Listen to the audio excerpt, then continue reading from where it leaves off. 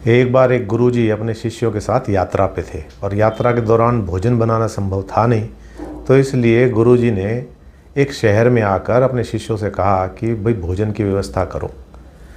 अब शिष्य मांगने निकले और भिक्षा में जो मिला वो लेकर गुरुजी के सामने उपस्थित हो गए। गुरुजी ने देखा कोई 2 सड़े हुए केले लेके आ रहा है, कोई ख़राब से सेब लेके आ रहा है, क्योंकि शाम का वक्त था और इसी तरह की सारी चीज़ें मिली।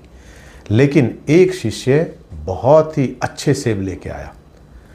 तो गुरुजी ने पूछा कि भाई इन सबको इस तरह का भोजन मिला और तुम इस तरह का भोजन कैसे ले आए, इतने साफ़ सुथरे सेब और वो भी इतने ज़्यादा किसने दिए? तो उसने कहा गुरुजी मुझसे भी ये अवस्था देखी नहीं गई, जो दे रहा था वो गला सड़ा दे रहा था, इसलिए मैं चुरा के ले आया। गुरुजी ने तत्क्षण उसको निकाल दिया कि आज से तू मेरा शिष्य नहीं है और भाग जा यहाँ से, ये उठा झोला और भाग जा। अन्य शिष्यों ने कहा गुरुजी ने तो आपकी चिंता की, आपके लिए लेके आया है।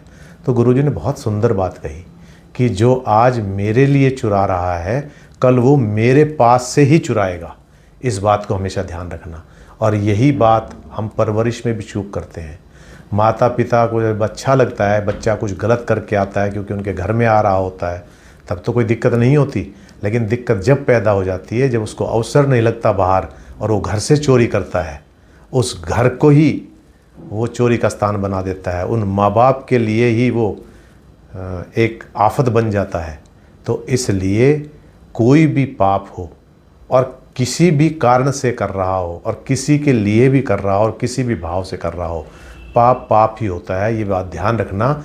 जो आज आपके लिए किसी और के साथ पाप कर रहा है, किसी और को सता रहा है, किसी और की चोरी कर रहा है, कल वो आपके पास भी निश्चित रूप से चोरी करेगा।